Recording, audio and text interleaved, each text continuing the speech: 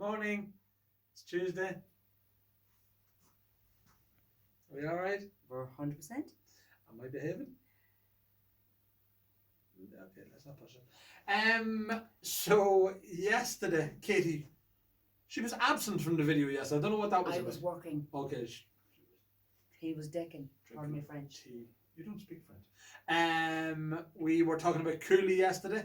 As we said, Cooley was important to us. It was the start of this, and and my dad's from Cooley, so that's the reason why we're doing this. Oh, sorry, yeah, lovely. What? Yes, that's great. Anyhow, today we're going to talk about, in today's class, kids, we're going to talk about Americans. So the American market's very, very important to us. I mean, it is growing month on month. Yeah. Our customer base in America is growing. We're getting lots more customers coming in from America and buying stuff. They are looking for the Irish whiskies that perhaps they can't get in their states, or just bottles that never reached over there. So a lot of the legacy stuff that we'd have here, what I call legacy stuff, the older Middletons and all that sort of stuff, might have never been available in America. So that's very important to us, and we've always seen that as a huge growth market for us. But also vice versa, the other way around. I mean, American bourbon and American whiskey is getting very, very popular. There's a lot of guys who have great collections of American whiskey, and we're getting bottles that perhaps weren't available. So, I mean, the distribution's getting better and all that sort of stuff. So, just a couple to talk on. So, you've got the Michter's, that's rye whiskey. So, everybody's loving rye whiskey at the minute. A lot of the Irish brands are doing it, but the Americans do it really, really well. So that's one of the best one. That's a single barrel one, so equivalent to our single cask. Limited edition for America is probably 200,000 bottles, but I mean it's still smaller scales. Blantons are very good. Blantons give you great details in their bottles, and it's a gorgeous bottle with the horse racing one. You've got a fair few. You've got the green edition, you've got the gold edition. The gold one is very hard to find. This is just the regular single barrel one. There is another Blanton's there somewhere. Yeah, there's one here. Is there gold as well? No, it was done for La Maison de Whiskey. Oh, excellent. And it's limited numbers, so. A Blanton's? Yes, I don't know where it is in here, but I think it's actually on the site at the minute. So if you go and check the site now, I think it's uploaded already. Cool.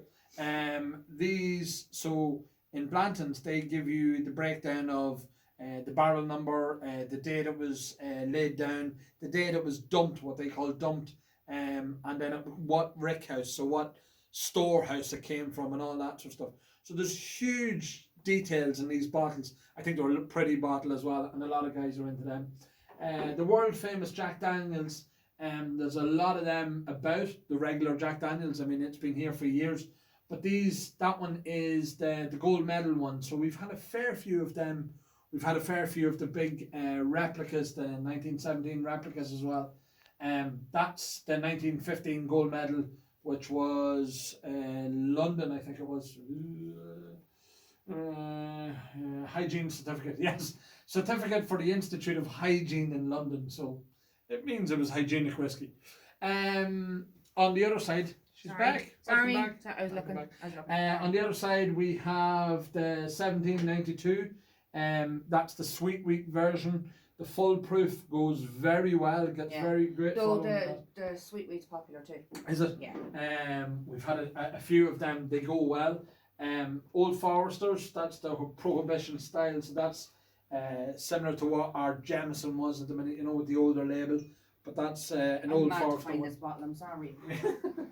It's in the head.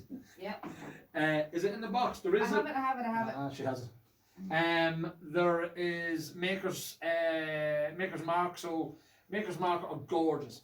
So Maker's Mark, every cap on a Maker's Mark is supposed to be unique because they're all individually dipped.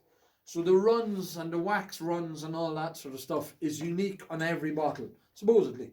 So that every bottle they do is run through. They say it's all hand bottled. I've seen videos of them all being hand bottled and hand dipped.